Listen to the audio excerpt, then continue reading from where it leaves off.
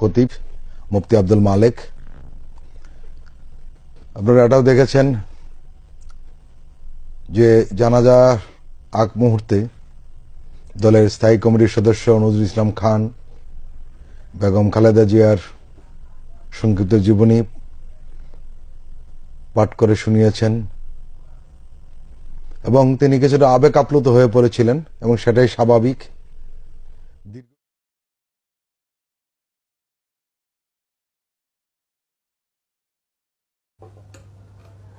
এই মুহূর্তে আমরা যে বিষয়টি দেখলাম, বিএনপি চেয়ারপারসন বেগম খালেদা জিয়ার জানাজার নামাজ অনুষ্ঠিত হলো। তার জানাজার নামাজ পড়ালেন জাতীয় মসজিদ বায়তুল মোকাররমের খতিব মুফতি মোহাম্মদ আব্দুল মালেক। এবং আমরা এই মুহূর্তে যেটি দেখতে পাচ্ছি যে ইসলামিক বক্তা মিজানুর রহমান আজহারি তিনিও আসলে খাটিয়া তুলে নিচ্ছেন বেগম খালেদা জিয়ার, এবং আমরা সেই চিত্রটি দেখতে পাচ্ছি।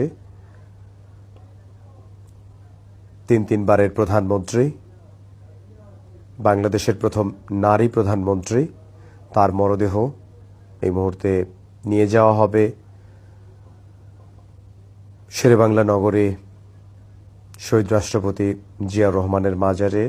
সেই শহীদ রাষ্ট্রপতি জিয়াউর রহমানের কবরের পাশেই তাকে